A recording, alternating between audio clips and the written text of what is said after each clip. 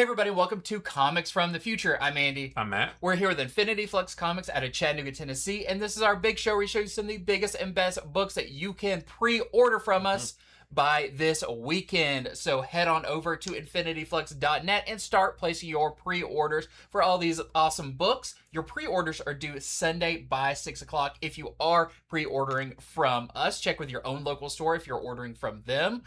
But whether you shop in-store, you'll pick up your books here, or you are somewhere else and you order from us, they'll be mailed off to you. But it's super important to get your pre-orders in. That means the most. That's how you make sure you get all the awesome books you want. You can order as many of them as you want, and you will have a good old time when you do. Let me tell you, pressing that subscribe button or that order button, a little shot of dopamine. It's real easy. It's really easy just to pre-order all the covers. And then forget how many times you press that.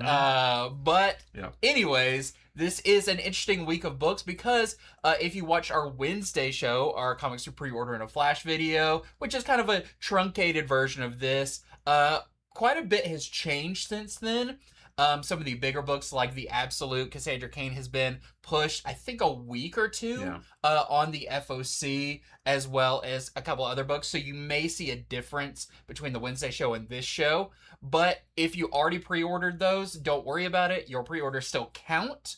You just got a little bit of a head start on it. But your pre-order, you don't have to do it again. You're good. But let's get into what is up for pre-order this weekend, starting with our Prime Comic pre-orders. And starting with Alien vs. X-Men #1, since we don't have the Absolute Cassandra Cain book anymore. We're going to start with this. This is written by Kieran Gillen and Chris Claremont. The artist by Geraldo Borges and David Messina, and there's actually two different stories in this. The main story is the X-Men go looking for a Phoenix egg, but they find something else entirely. They return to Earth with deadly cargo, and if you know anything about Alien, you know probably what they have. And a violent battle between mutant and alien begins, and will an unexpected ally turn the tide in the X-Men's favor? This is a special crossover, decades in the making. It's the next evolution of Marvel's Mightiest Mutants. And will anyone survive the experience? Plus, the backup story is the first chapter of an all-new story by Chris Claremont featuring Kitty Pryde, the Brood, and Xenomorph. So we are going to get Xenomorphs and Brood and X-Men, which is cool because the Brood are already kind of, analogous to Xenomorphs in the first place. So I think this is going to be really fun. Yeah, and it's cool, that story, because I wonder if it's going to play off of that classic, was a Christmas issue with Kitty Pryde and the Brood. It's like that purple cover with her standing there. That's a really good issue. Yeah. And it would be cool if because that's kind of a time that Kitty and the Brood kind of were together. It would be, if it kind of like was almost like a what if that story, but maybe there was a little something different and there's Xenomorph. It probably will. I mean, I don't know for sure, but that would be awesome. And a Phoenix egg, is that what they call like what Jean was in at the bottom of Jamaica Bay? Because at first I was like, oh, a Phoenix egg. They're looking for a big bird egg? Or I guess they're looking for maybe Jean or something, but I'm really interested in this one. I think this is a really cool concept because I am a little bit more used to the X-Men fighting things like Xenomorphs with the Brood and with other kind of weird alien things that they've taken on. Yeah, so this sounds like a lot of fun. I'm looking forward to this. This is our A cover for Ryan Stegman. There's an Alan Qua poster homage variant. There's a Bjorn Behrens variant, a John Romita Jr. foil variant, and a Lionel Francis Yu variant. Yeah, nothing wrong with that. Well, next up, we do still have one of the two Batman Bad Seeds books that we talked about on Wednesday. We have Batman Bad Seeds Gotham Central. So the Gotham General will probably be on next week's. I haven't double checked, but it looks like they're spacing these out a little bit. Now, this is going to be a 2-issue miniseries, so very small miniseries, very digestible miniseries during the Bad Seed story. All of the books involved in this storyline are going to be 2 issues. We have Batman number 13 and 14, 2 issues of Batgirl, 2 issues of Nightwing, 2 issues of this, 2 issues of Gotham General, so on. That's really nice. Yeah, that very easy to keep it straight. Which how many issues? And again, You don't have to buy them all. It's not a part 1, 2, 3, 4, 5. It's just pick whichever characters and stories you want to read about during this story You don't have to do them all. Yep. And I've already picked this one because this is by Chris Cantwell and Jacob Phillips. A killer is on the loose. Someone is stalking Arkham Towers, Dr. Zeller. The subways are out of control, and Anarchy's just pulled a big-time high. So you can see Anarchy there on the cover.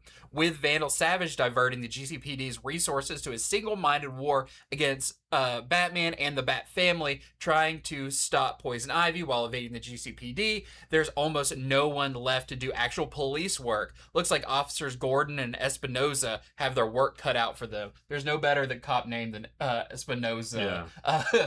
But yeah, so this sounds really cool. It's, you know, I like seeing the title like Gotham Central back, you know, in the DC universe, because we were talking about it with another book we talked about the other day, like this idea of what do the regular people do in a superhero world, and that's always what Gotham Central is really fun being about. So again, this is a 2-issue miniseries. And we were on a call with some folks from DC talking about this, and they did say that because you mentioned Stephanie Brown, right? Yep. Yeah. They did say that this will, I don't exactly know how, but this is also going to set up maybe a larger story to come later for Stephanie Brown and Anarchy as well. So not in the pages of this, and it's not, I don't think it's going to be like another book or anything. I'm not sure, but they did say that there's going to be some stuff with Stephanie Brown and Anarchy in this that will be revisited after all this is done. Very cool. So we've got our A cover here by Jacob Phillips. It's your interior artist. We have a Mike Perkins variant. We have a Martin Simmons variant. And a Dustin Nguyen, the Bad Seed Spot Foil variant. So that's definitely the one I've already pre-ordered. Oh, yeah. All right, we have the Karman Blade number 1 of 4. This is from Image Comics. This is written by Darcy Van Polgees, who is your writer on the upcoming Doom Patrol book. And the art is by Ian Bertram. And it's about this young man here. He is on the outskirts of a dying world, and he's chosen by a blade forged of stars to slay the despotic deity Kylo and free the water he hoards in his kingdom. But before this young man can begin that journey, he must face the demons in his own life and answer the Karman Blade's call.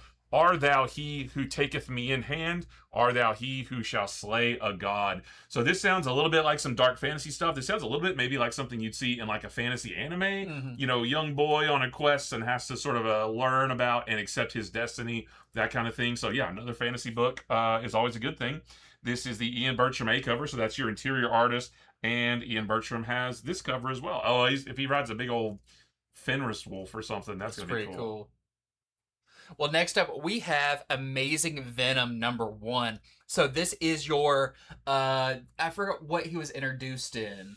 Oh man, it was a backup story and some like anniversary issue of Amazing Spider-Man. But this is the Venom that is actually Boomerang.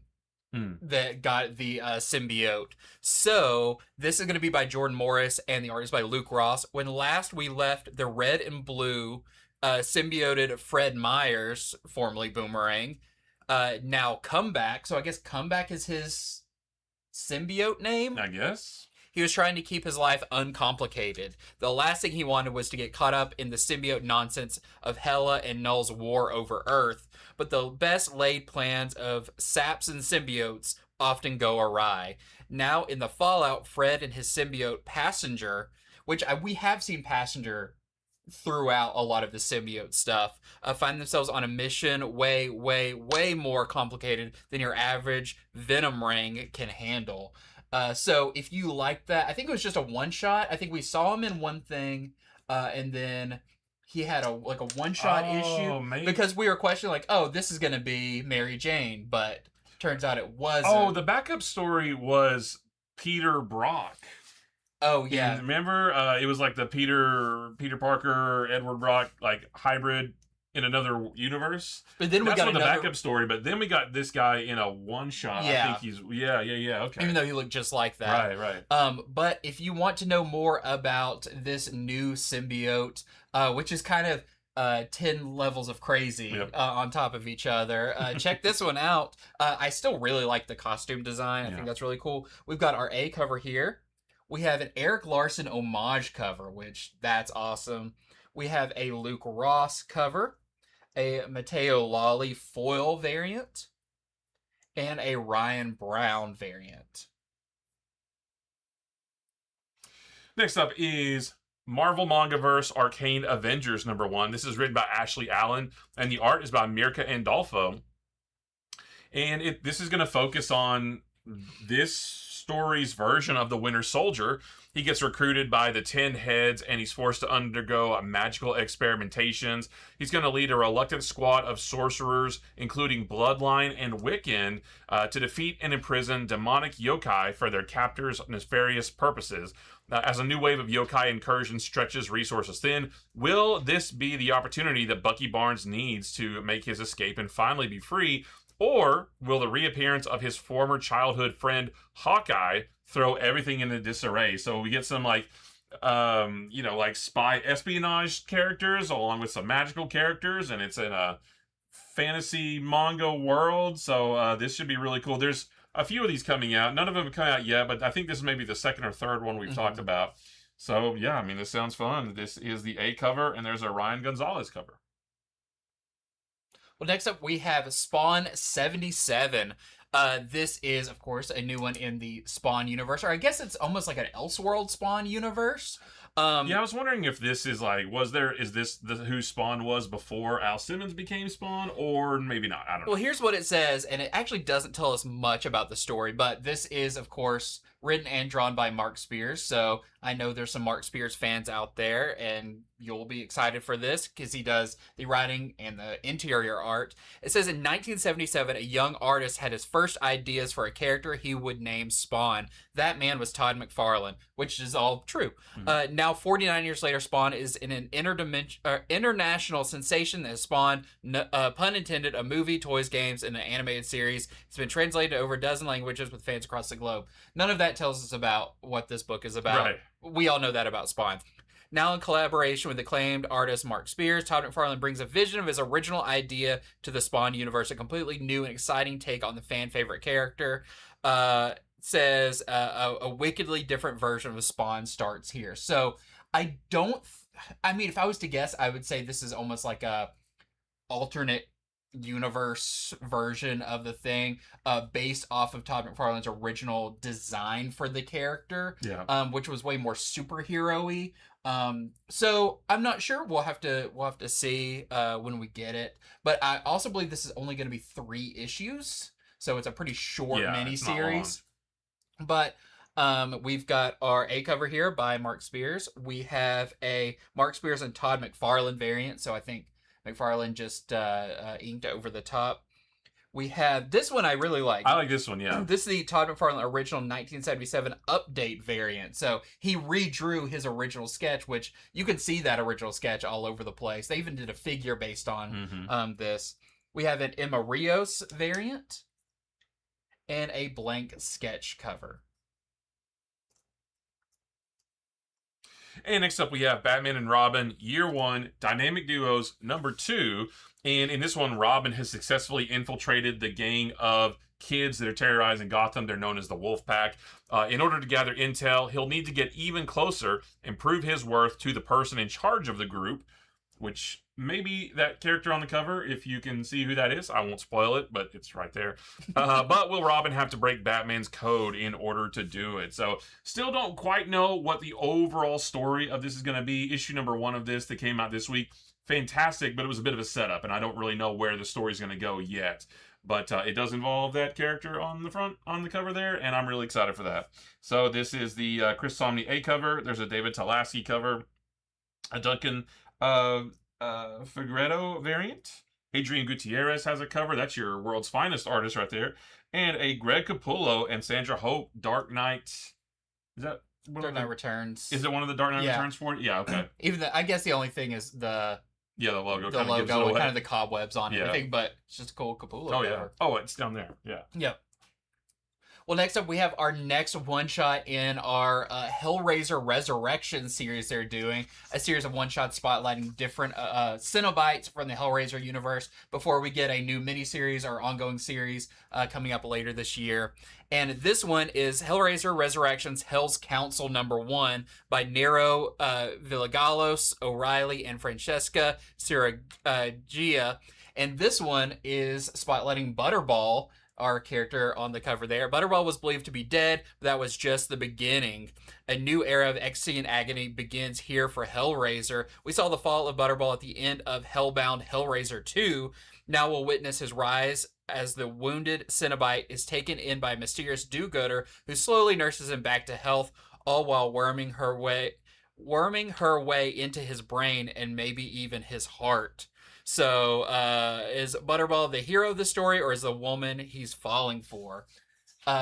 This is another just creepy character, especially because in Hellraiser 2, Hellraiser 1 didn't have many of the Cenobites. They're only in, like, the last little bit. But Hellraiser 2, like, they don't really do a whole lot. They kind of just stand around other than Pinhead. So, to get some backstory on a lot of these is going to be pretty cool. So, we've got our A cover here by Vilches. We have a Sabatini variant. We have a blank yellow sketch cover. We have a virgin version of the Vilches cover. And another Vilches cover. This is the FOC reveal variant. Next is Any Given Smile. Well, it's listed as Smile, Any Given Smile #1. This is written by Stephanie Williams. And the Any Given Smile Day. Right. And the art is by Pablo M. Collar. Now, this is set in January 1995. All eyes are on the American Arena League football championship game in St. Augustine, Florida. The Sharks, they're gearing up for their most significant event in the AAL's 20-year history, and Maximilian Dupri, who is their sudden star backup quarterback, so that sounds a little bit like, Friday Night Lights. I'm a big fan of that. But he's feeling the pressure from his teammates, his fans, and his debts to the city's gambling underworld. A string of suicides hits the community hard, drawing a desperate sports journalist to examine their connections to the big game. And if you've seen the Smile movies and know the story, usually when there's a suicide, it's because they saw something very creepy. No one can trust anything they see, as a mind-bending entity and its frightful visions threaten their payouts, their sanity, and their lives. So I can only imagine if maybe the quarterback gets infected and he takes his helmet off and everybody in the stadium sees him smile. Like, that would be really cool. So yeah, just another new story in the, I don't want the Smile universe. Smileverse. Yeah, it is in line with the movies, so this should be cool. So this is the A cover. There is a Jock cover and a Caller trading card variant. So that's really cool. That's your interior artist. Well, next up, there is a new Star Trek series starting. I believe it's ongoing. Star Trek #1, which I think it's been a long time since we've just had a Star Trek #1, and it's not like a mini series or have a subtitle. This is from Chris Cantwell and Dennis Minhieri, maybe. Minhier. It's, two E's. Yes. Their mission is new. Their legacy is not. It says an all-new flagship, and this time we're busting out all the 4 quadrants. The Enterprise G is on a desperate mission beyond the known galaxy to relocate the dying Avuran people when its crew finds a perfect new home in a region of unknown space called Epsilon Corridor. 3 pristine Class M worlds, the Trinity, await the refugees. No sign of civilization, no detectable threats, a colonist's dream, but the dream fractures fast. When Captain 7 of 9 and her divided, fast-tracked crew begin exploring the Trinity, they uncover disturbing contradictions, vanished structures, inexplicable artifacts, time skips, and evidence of a presence Starfleet's century-old probes never detected. Each world houses a different ecosystem, different physics problems, and different secrets, as if they've been curated or quarantined, but from who or what. So the first arc of the Star Trek delivers a prestige, mystery-driven, high-stakes psychological thriller of an opening salvo, new worlds, new species, new existential threats, anchored by Seven, Jack, and Crash LaForge, fighting to keep their mission together as the galaxy's oldest ghosts awaken. Which I like this because you know, it almost is doing what Deep Space Nine did of like, hey, in that, the story kind of comes to us rather than us going to that. This one, it's like we go to these 3 planets, and it sounds like a lot of the mysteries happen on these 3 planets that they're going to be investigating. Yeah. So if you're a Star Trek fan, this looks like a great place to jump on board with this new series. Plus, we love Chris Cantwell's writing, so that's going to be really cool. We've got our A cover here. This is your interior artist. We have a photo variant. We have a Faro foil variant. We have a Patrick Horvath cover, nice. Which is really cool.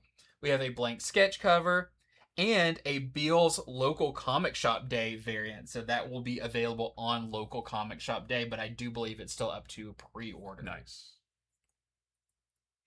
Next up, we have DNX number 2. Number 1 doesn't come out until September 2nd. This comes out on the 16th, so it's 2 weeks later. The X-Men and 3K do battle high above Philadelphia, aided by members of the Fantastic Four, and you do see a little bit of that you do see the setup for that in DNX number 1. While at the Baxter Building, while that's going on, over at the Baxter Building, the greatest minds of each team join forces in a bid to save the life of Magneto.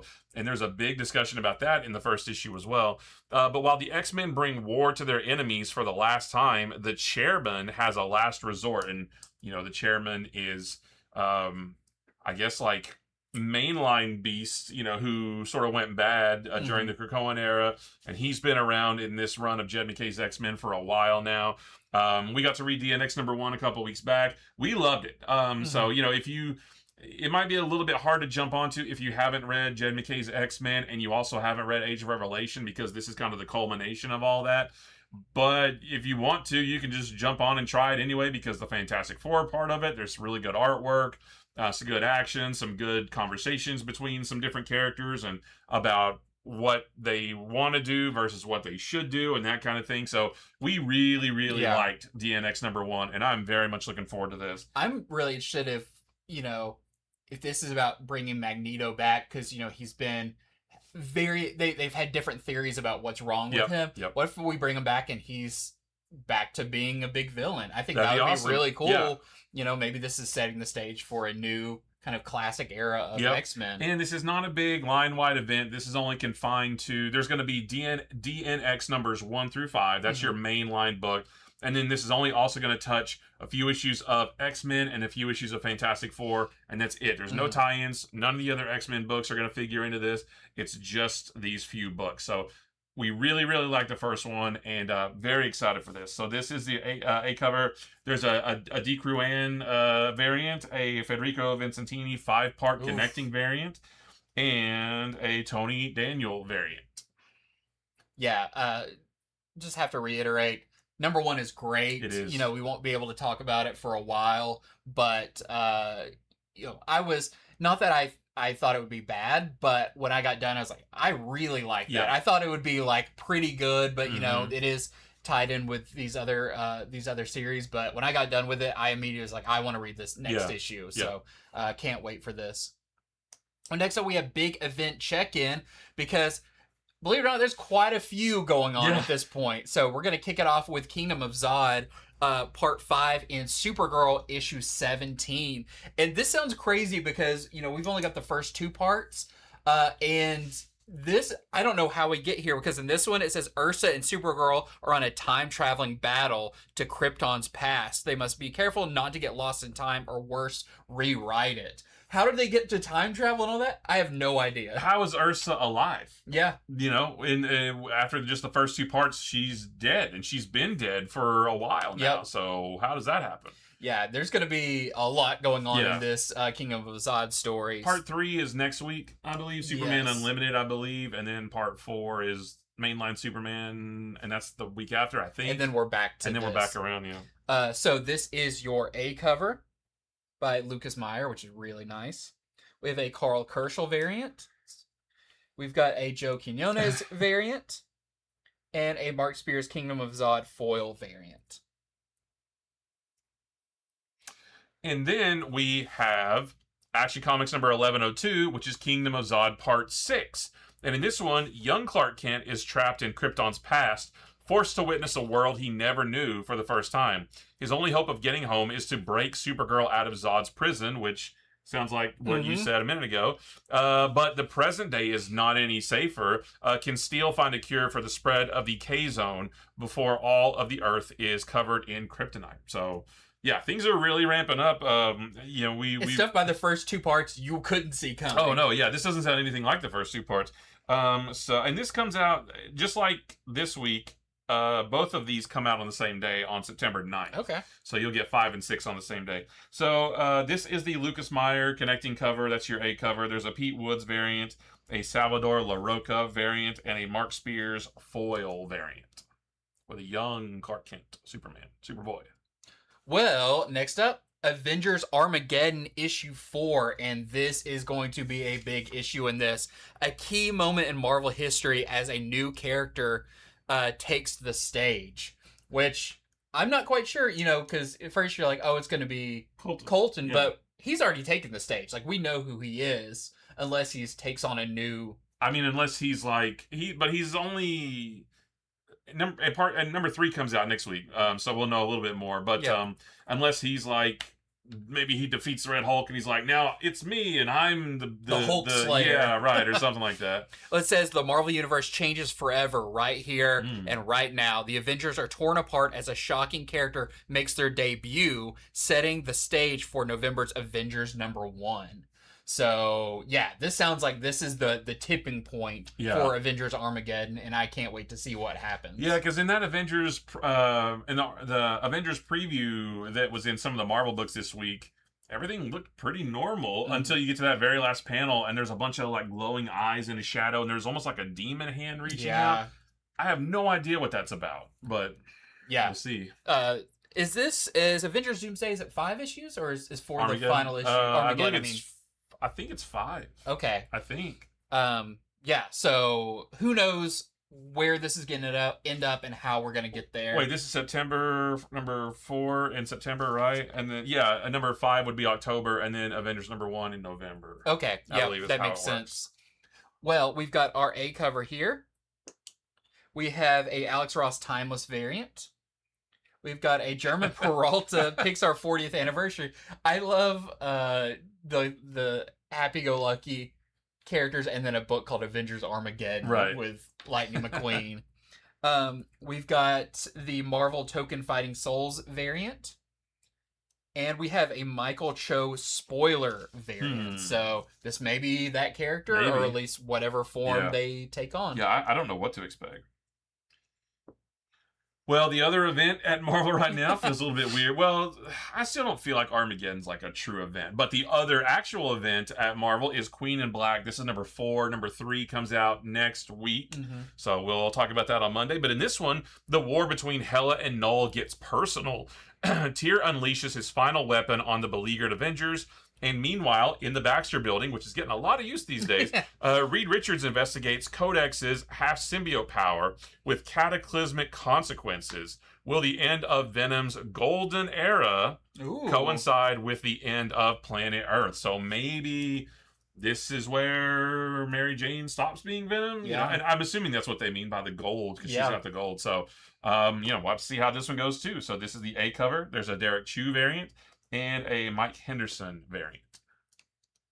Well, to go right along with that, we've got Queen in Black, Defenders of Light and Dark, number 3. This is the final issue of this 3-issue mini-series, which has been really, really good. And number 2 comes out next week as well. Awesome. Yeah. So, this is, for me, this is the highlight of the Queen in Black story, even though we've only got the first part. I can already tell this is going to be my favorite part.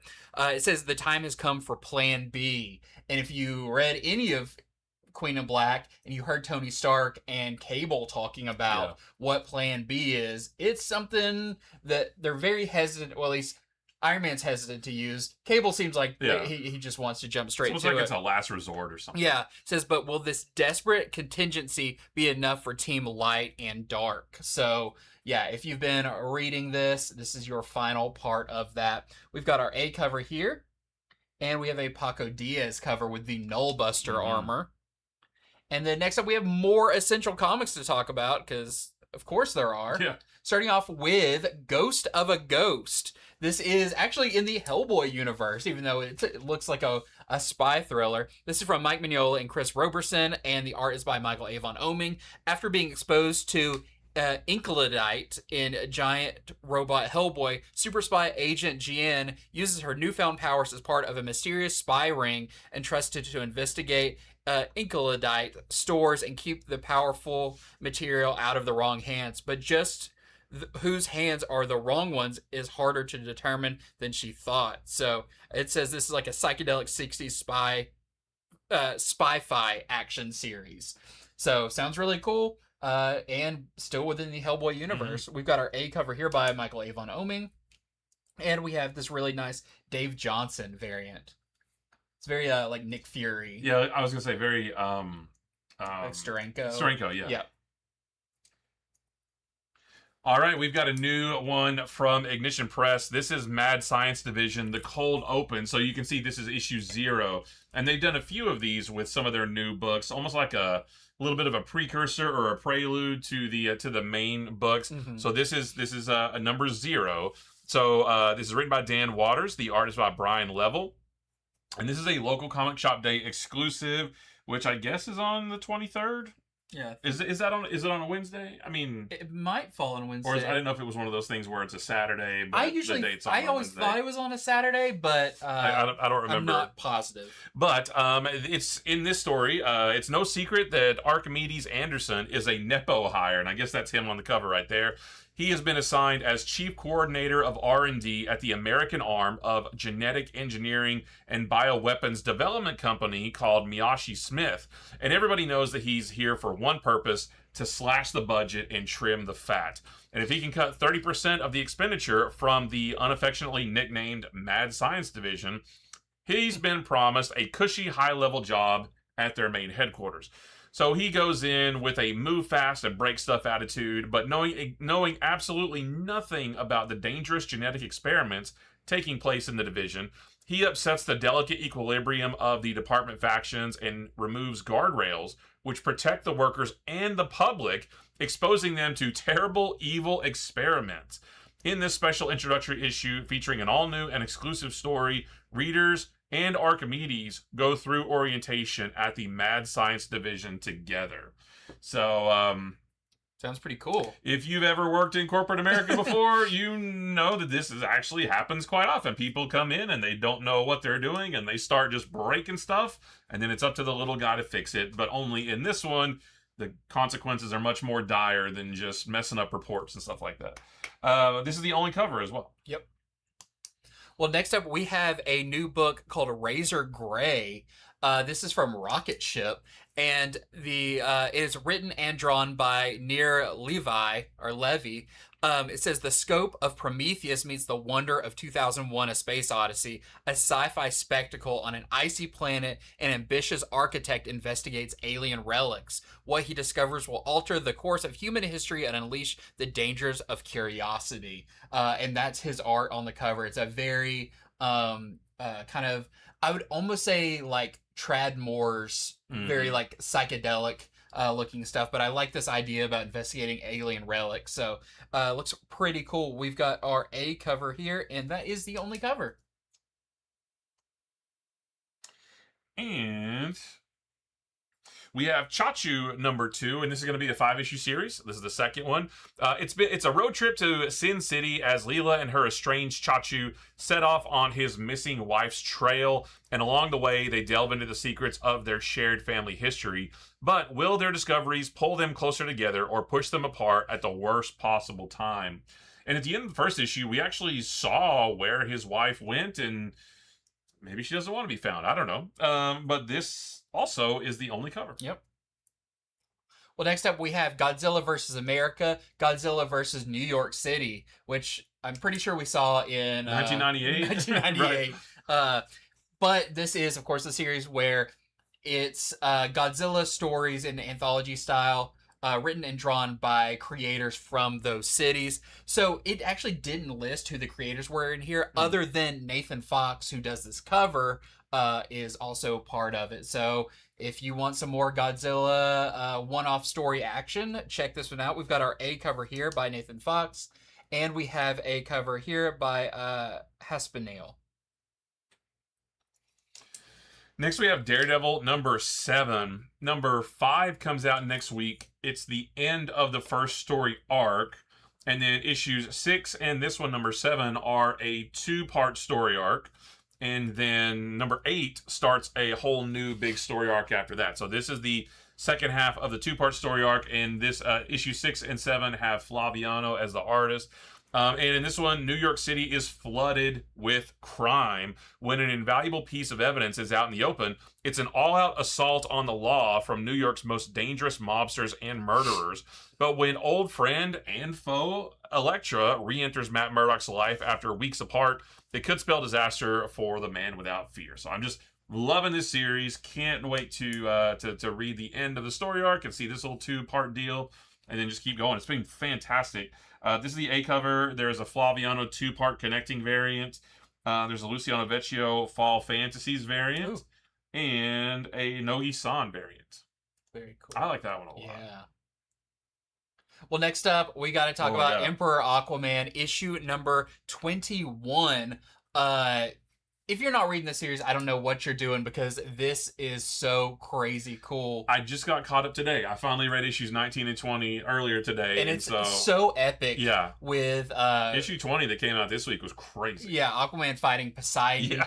And it's only going to get bigger because this begins the tidal war. So it says, when Ocean Master Black Manta, the Crimson Queen, and more forged an alliance to destroy their shared archenemy, they had no idea what the destruction of Aquaman would also signal the vacated throne of the new Empire of the Blue. So, do they actually beat him? Like, it sounds like that throne is going to get vacated.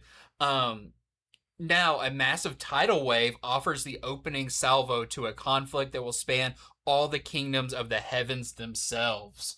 And if you've been reading this, you know Aquaman's power is growing at an exponential rate, to the point of, like, he's now threatening to gods and Justice League alike.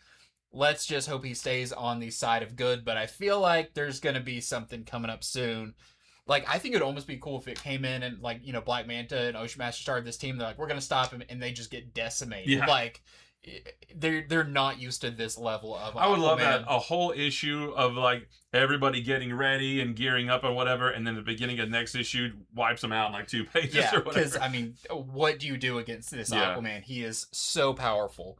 But this is going to be really cool. I'm not sure how many parts this story's going to be. I think it's 3. Okay. Because I was like, oh, what comes next? I'm pretty sure it's 3. Okay. But I might be wrong. I think it's 3. Yeah, I'm very excited for this. So we've got our A cover here by John Timms. We have a Mark Spears variant with the Ocean Master. And we have a Vincenzo Riccardi variant, which is really cool.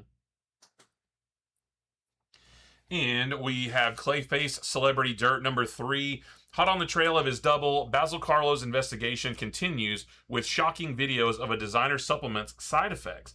Surely there's no connection to the missing women in the other Basil Carlo's orbit. And how will the real Basil convince Dr. Victoria October to help him after she learns his most deeply buried secret, especially now that his only friend in LA has gone missing? So, next part of this, I think this is going to be 5 or 6 issues. Yeah. 6, I'm sorry, it's right here, 6. Okay. This is the Riley Rossmo cover, there's a Mike Del Mundo cover, and there is a Bruno Redondo cover. Seems like we read a book this week that it was a DC book, and I thought maybe it referenced this. Oh, really? And, like, 'cause there was something about a monster posing as I don't remember what it was, but I meant to ask you about it. This is a really fun series. Yeah. Well, next up, we have Thundercat's Cheetara number 1, which there was a Cheetara series about 2 years ago or something. Oh, I thought this was that. I was like, wait, we talked about it. Did it get pushed back? And No, so this one is from Saladin Ahmed and Andrea Arcari. It says, a bold new beginning for the Thunderverse. I think this kind of coincides with that, like, soft reboot that Thundercats is doing. Yeah. Which is not a reboot, but it's kind of a new jumping on point. Yeah. I think this goes along with that. It says, Cheetara is used to hearing what others can't, but this is different. Bold, relentless voices that contradict the Book of Omens and praise the mutants. Oh. Cheetara can't outrun these new visions that threaten to send her on a journey of discovery and danger. So it sounds really cool. I like this, hunting from somewhere that's happening. So we've got our A cover here from Mark Spears. There is a John Armour variant, a Karen S. Darboe variant, and a Will Robson variant. That was nice. And next up, continuing stories, because stuff keeps coming. Including, Fury Firestorm number 6. And Firestorm has the city of Pittsburgh trapped and is going to start dismantling it atom by atom. Can Firehawk finally break through the Matrix's control and reach Ronnie before it's too late? And the cover here... wait, what does it say? By the name of the father. Yeah, if you read the issue that came out this week and saw the end, that cover is very curious and ominous, and things are really ramping up on this. This is the A cover. There's a Brad Walker and Marcelo Mello cover. There is a Eric Canetti cover and a Junie Ba cover. Yeah, this last issue was a lot of fun, and I'm really interested to see how is this actually going to end? Is Firestorm going to get back to normal? Next up, we have Star Wars: The Fall of Kylo Ren, issue 2, and this is the big issue with the return of Tava Ren and the Knights of Ren. And Kylo's in a very different place in his, journey of being the supreme leader. So how is he going to face Tava Ren now? We'll have to wait and see, but I'm excited. I like the first issue that came out this week a lot. So here is your A cover. There's a Chris Sprouse Rogue One 10th anniversary variant and a Nogi-san variant. Next up, we have Spider-Man Long Way Home number 3. Number 2 comes out next week. No team, no family. Frank Castle is a man with nothing left to lose. All he has at his disposal are his skills and the weapon that started it all. And I'm assuming that's a gun, or are they talking about the Cosmic Cube? I'm not sure.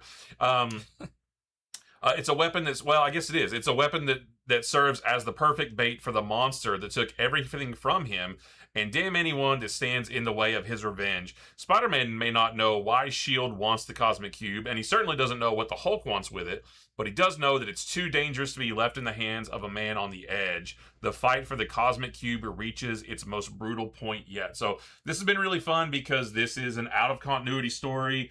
The Hulk and the Punisher, Spider-Man, they don't really know each other. Bruce Banner is very menacing in this. It's almost like he's the bad guy, and he's not very meek. He's very much more, like I said, menacing. So I've enjoyed this one. This is the A cover. There's a David Messina cover and a Julian Totino Tedesco cover. Well, next up we have Barbara Gordon Breakout, issue number 5. And in this one, another attack makes Barbara question everything she thought she knew about the murders inside Supermax. And I wonder if that's the murder that we discovered at the end of the previous issue, and maybe it has something to do with that. But I'm wondering where this series is going, because it doesn't sound like she's really figured out too much so far in the Supermax. So we'll have to wait and see. But we've got our A cover here. We have a Raphael Albuquerque variant, a Nemeth Malavia variant, that one's really cool, and a Hayden Sherman variant. Next, we have Cult-de-Sac number 2. Number 1 came out this week, and I really, really liked it a lot. The Hansen family have just finished moving into what was meant to be their dream home, but it's already turned into their worst nightmare. And we got a little bit of creepiness, or not really. We got some red flags, we'll say, in the first issue. The Homeowners Association is throwing its annual picnic, presenting a great opportunity for the Hansens to meet their new neighbors. That sounds great, right? But only what they realize is just how tight this strange community is, and if the Hansens don't conform to their local mores, there will be consequences. That doesn't make sense. But ever hear about a curse of pestilence?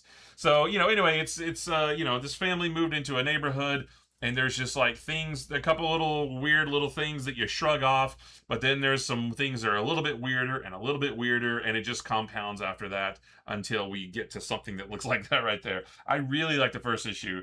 Can't wait for this one. This is the Fico Ocio A cover. That's your interior artist, and there's a Abraham Lurshi variant.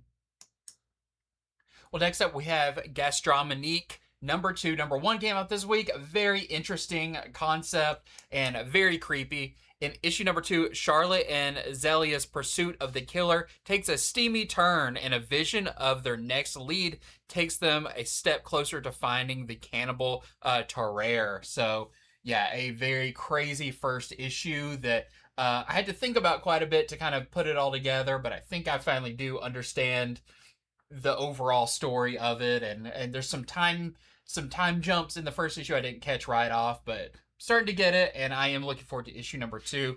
We've got our A cover here. We have a Mamone variant. I don't like what I'm seeing there. Nope. We've got a, this is the polybagged one, but this is going to be by Tula Lotte. There is a Mirka Andolfo cover and a full art Mirka Andolfo cover. Just in case you wanted to see more of it without any distractions. Yeah. All right, this is Fort Psycho number 2. I think number 1 came out, I think it was last week. Yeah. And I really liked it. The secrets of the fortified island prison called Fort Psycho. Those secrets deepen, and the paranoid tension between secret agents turned inmates comes to a rolling boil. Our hero holds his breath because this gilded cage, it's still a cage, even though it's an island paradise. They're still stuck there. But with Jason tasked with tracking down the true identity of the Seven Seals' secretive leader, known as the Blue Bishop, he's finding it harder and harder to separate his former comrades and future foes. Because in the first issue, you know, it was the idea was given to him that maybe the leader of the bad guys is actually one of our team, you know, kind of like a traitor. Anyone could be involved, and everyone has something to lose. The pressure is on to unearth the rat among this band of ex-commando espionage agents. After all, Jason has no choice. If he fails, the consequences will be far worse than his prison sentence. So really like the first issue. Very much looking forward to this. This is the Brian Hurt A cover. That's your interior artist. There's a Luis LaRosa cover and a Mike Del Mundo cover. Well, next up we have issue number 2 of Death Vigil, which came out this week from Stepan Sajic. It was this week, right? Or was it last week? Pretty sure. And in issue number 2, you can never tell with necromancers. What seemed like an easy battle against some rookie recruits has Bernie, Sam, and the rest of the Vigil fighting for their lives. Well, their afterlives. So if you read number 1 and you enjoyed it, don't miss out on issue number 2. Fantastic art in this. We've got our A cover here by Sajic. And there is the Sajic Witchblade team-up cover, which they are doing over at Image for a little while. This is Odin number 4. This is the end of the first story arc. A bad drug trip, a trick of the firelight, a malformed beast of the woods. Adela could explain away every awful thing that she's experienced since entering the frozen woods. But now, standing at the thin place between realms, Adela meets something she can't rationalize: a god. Whoa. There's no turning back as the most aggressive new horror series of the year reaches its midpoint. So, so it's going to be 8 issues? I guess so, okay. yeah. I wasn't aware of that. But, yeah, we've talked about that too. It's like, you know, is what she's seeing real, or is she just like, you know, tripping balls or whatever? And we're not really sure. I think with the last issue, there was something that was kind of like, how do you explain that? Yeah, I think in the previous issue, I think I finally decided that no, there's more going on. There's maybe a little supernatural something going on, and I guess it's gonna get worse. This is the only cover. Well, next up we have Power Rangers Green issue number 2. Number 1 of this was really fun, especially if you're a Tommy fan. Well, in this one, trouble strikes as Tommy and his ragtag crew face a deadly new enemy. And, you know, there's the whole thing with, it's called like the red sensor that's destroying things. And I still don't want to give away who one of his partners is in this, but it's a very cool, unexpected character to be teaming up with a Power Ranger. So if you like the first one, definitely check out issue number 2. We've got our A cover here. We have a Vargas variant. That's the red sensor. We've got a Mooneyham connecting variant. And a FOC reveal Morris variant. And next up, we got a cover gallery. A bunch of cool covers to show you. Including Mark Spector Moon Knight number 8. This is the Adam Gorham variant. And we have the Marvel Tokon Fighting Souls variant with Blade. And I always have to say it, everybody should be reading Moon Knight. It's Marvel's best book, in my opinion. I love it. Oh, and then we have Jeff the Land Shark, Superstar number 3. This is the Alex Frost Timeless variant with Lockjaw. And then we have the Mateo Lolly Muppets variant. Oh, that's awesome. Yeah. He fits right in with the Muppets. He does. Like, I would love seeing a Muppet version of Jeff. Next up, we have Uncanny X-Men number 35. This is the Alex Ross Timeless variant with Karnak? Yes. Yeah. And then we also have a Uncanny X-Men 35 Kendrick Lim variant. It's very cool. Plus, we have X-Men Outback number 4. This is the A cover, which Havoc's looking good. Yeah. Nice. Good thing he's been working out. Yeah. And we have the CF Villa cover. Let's see. This is the Green Lantern Corps number 20, the Jorge Fornes variant. So this is the one for the Violet Lantern. Oh, that's right. Since They they're are doing all those. the colors with what they stand for. And then we have the Ryan Gonzalez variant. And then we have Transformers number 36. This is the Daniel Warren Johnson and Mike Spicer variant. They've got some big firepower right there. And the Jason Howard and Annalisa Leone connecting variant. Well, next up, we have Hello Darkness 25. This is the big 25th issue for that. So there's a lot of covers and they're doing a lot of special for it. So this is a 2-part cover. So this is the B cover by Jenny Frison. And you can also get the C cover. That's the other side of it. I think there's an incentive that it's both. But yeah. Wait, go back to the other one. Is she breathing it in? That's the question. That's Where's it coming from? That's unsanitary. Yep. There is also a black bag variant by Hickson. And there is a boss variant. That's like if Sweet Tooth grew up. I was going to say, he does not have a human head. Nope. Let's see. We have Teenage Mutant Ninja Turtles Saturday Morning Adventures number 41. This is the Mitch Roney variant. There's a lot of characters on that. I love covers with just 1,000 characters on them. And then we have the Rocketeer Infiltrator number 3. This is the Ito variant. Again, Ito is a very up-and-coming, very popular artist. We also have some covers for Fire and Ice Dark Wolf number 3. This is the Sajic cover. We also have a Joe Jusko variant, which is really cool.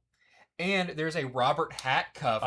That's Great, so cool. Wolverine homage cover. Plus, we have the G.I. Joe Real American Hero 332 cover C. This is the Nimit Malavia Secret Dossier variant. And we've got a bookshelf to talk about. Or rather, the books on the bookshelf. Yep. And this is, let's see, Iron Man Trade Paperback Volume 1, A New Nightmare. This is going to be $19.99, and it collects the first 6 issues of the current Joshua Williamson Iron Man run that sees Iron Man trying to help out some students or pick the next Tony Stark, rather. A student who's as bright as him and who wants to do as much as he did. And then AIM gets involved, Madame Mask gets involved, and things go south really fast. How much is it? $19.99. $19.99. Well, next up we have Knull Coming to the Light. This collects the Knull miniseries. I think it was 5 issues. Yeah, I think so. From Al Ewing, Tom Waltz, Juan Ramirez, and Ryan Stegman. Really cool story that leads up to Queen in Black. This was a pleasant surprise at how enjoyable this was. Very, very cool. And you can get the whole thing for $17.99. And this is crazy they're doing this. This is cool, yeah. So this is Predator Kills the Marvel Universe Omnibus. This is going to be $100, and it collects the 4-issue Predator versus Wolverine, the 4-issue Predator versus Black Panther, the 4-issue Predator versus Spider-Man, and the 5-issue Predator Kills the Marvel Universe, which was kind of the culmination of all of those. And all of those series are out of continuity with the main 616 whatever we're reading right now, but they are in continuity with each other. So yeah, really cool. I didn't know when I saw this on the list. I thought, oh yeah, Predator Kills the Marvel Universe trade paperback. Oh, it's an omnibus and it's all of it in there. So yeah, that's really cool. I liked I liked most of these stories, and I really liked the Kills the Marvel. The final one. Yeah, the final one was really cool, and it's definitely not in continuity because not everybody makes it. I'll say that much. So we have the Gabriel Delato direct market cover. This is available only at comic book stores like ours. And then we have the Lionel Francis Yu standard edition cover, and this is available anywhere that books like these are sold. Which is usually only comic book stores. Right. So omnibuses. Well, next up we have Yuri Tupka and the Devils, another story from Lands Unknown. So this is the next hardcover in Mike Mignola's new universe, the Lands Unknown universe. There has been the Bowling for Corpses and one other one, and then there's this and that like one shot or whatever, the miniseries that they did. But yeah, this is really cool. It's basically Mignola creating his own mythology, and where he is writing and drawing it. So if you want some more fantastic Mignola art, don't miss out on this. You could probably read this without reading the other one. I think these are all pretty much standalone stories just set within this universe. But I'm definitely getting this. I got all the other ones, and they are awesome. So you can get this one for $24.99. This is really cool, too. This is the Teenage Mutant Ninja Turtles, the Mirage years from 1984 to 1987 trade paperback. This is going to be $13.99. Now, this is pocket size, so it's 6x9, so think DC Compact Comics or Marvel Premier Collections. I'm not exactly sure the size of those, but it's the compact version. It's going to collect the first 10 issues of the original Mirage Teenage Mutant Ninja Turtles, and the 4 micro series one-shots as well, all for $14. That's crazy. All in a nice little compact, like, digest size. Backpack size. Yeah, so that's going to be really cool. I don't know that I've read all of that before, so I may grab this for that price. I know a lot of people who've been coming in and being very excited about this because, like, the copy I have that has all of that was a pretty expensive, like, big edition. Yeah. So I like that this is very accessible. Yeah, this will probably be the cheapest way you can get these, like, original. Like, this is where it started, right? Yeah. I mean, this will probably be the cheapest way you can get these stories. Well, next up, we got some new printings to talk about. Starting off, we have, let me get it to the main cover. Oh, wow. We have, of course, Batman 251, classic cover here. This Neil Adams cover. And yeah,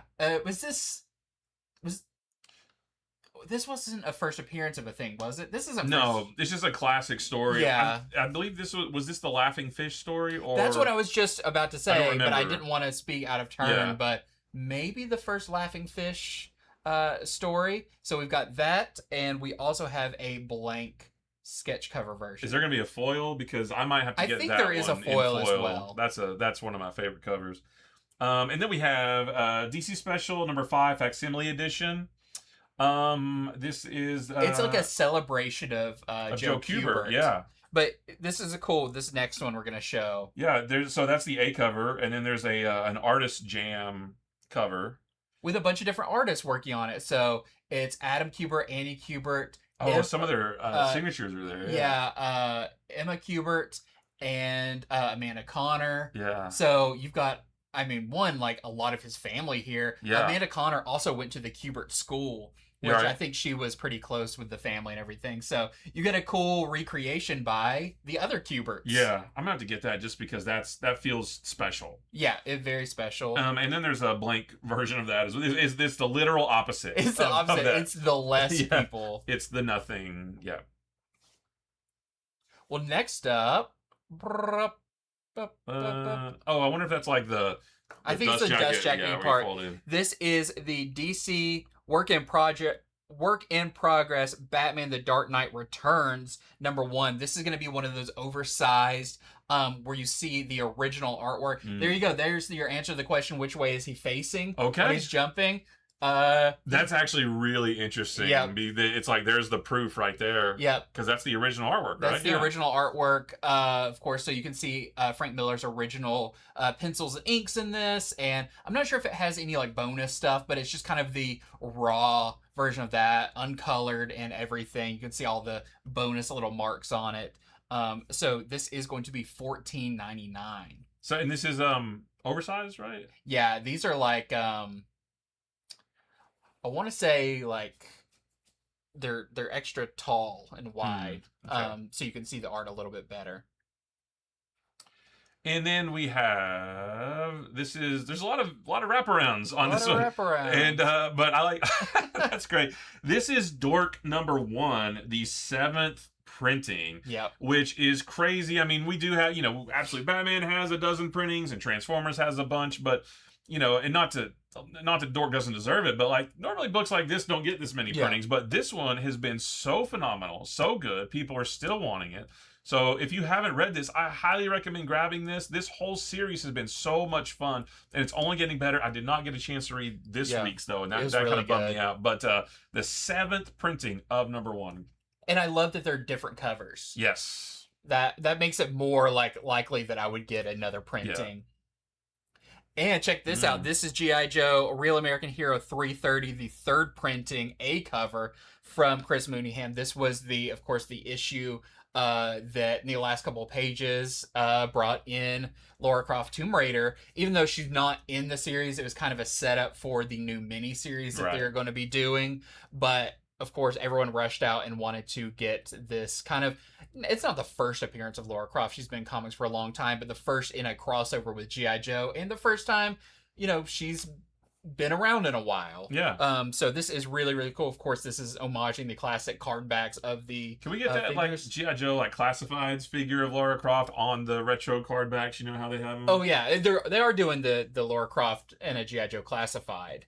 Oh, are they really? Yeah, oh, that's coming out, but it's not in a retro card back. Okay. I don't think. I didn't know that. Okay. But yeah, they are making that, and yeah, I've already got mine pre-ordered.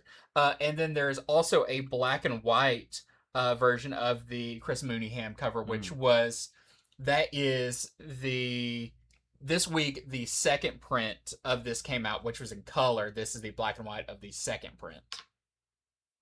And then we have, speaking of reprints that are deserved, this is Invincible Universe Battle Beast number 1, the 9th printing. So if you haven't read this, you gotta read this. This is awesome. We also have the 4th printing of number 7. We have the 4th printing of number 8. And we have the 3rd printing of number 9. And they're going to do more of these. And we're up to 12. 12 comes out this week. Next week. Next week. Yeah. Which is the final part of kind of volume 2 of Battle Beast, which I flipped through it, saw a couple of pages. Oh boy. Yeah. This is going to be a big one. Can't wait. Well, that is it for Comics from the Future. Thank you so much for watching. Head on over to infinityflix.net right now. Start placing your pre-orders for these books. Your pre-orders are due Sunday by 6 o'clock. That way you guarantee you get the books that you want when they're released. You can order one of them. You can order 10 of them. There is no limits to that, but only if you pre-order it. And make sure to check out the other videos on our channel. We've got so many that come out each week. Go watch our previous live videos, which are always really fun. Our, of course, other Comics from the Future, even though, you're kind of out of time to pre-order the previous ones, but you can hear us talk about all those books. Our Monday shows where we talk about the books that come out that week. It's so much more. We are now over 5,000 subscribers. We hit our big goal, but let's not stop there. Let's keep going. So if you're not subscribed, hit that subscribe button. It means a lot to us, and it's a super simple thing for you to do. We are only 1,000 subscribers away from 6,000, so help us reach that goal. You want to be the first step towards the next big goal, or the third. I'm not sure where we are right now, but you're one of the first steps into this next big goal. Please consider doing so. Let us know in the comments which of these books you're most excited to pre-order. And then join us on Monday as we do, we talk about some of the big books that are coming out next week. We've got stuff like Avengers Armageddon number 3. Yeah, Queen in Black number 3. There's a bunch of DC stuff that I don't remember. Shoot, we have Battle Beast number 12. Battle Beast number 12. Oh, this is the first issue of that Spider-Man Hulk book. I don't remember the name of that one. It's the second issue of the... I think almost all of the Spider-Man, Punisher, Hulk, all the different ones that are out, I think almost all of them come out next week. Absolute Green Arrow. Yes. So, you're going to want to be here for Monday's show. Oh, we have the trifecta of next level books, Batwoman, Lobo, and Deathstroke. They all come out next week. I'm loving all of those. So it's going to be a great show. Join us here on Monday for that. But until then, we'll see ya.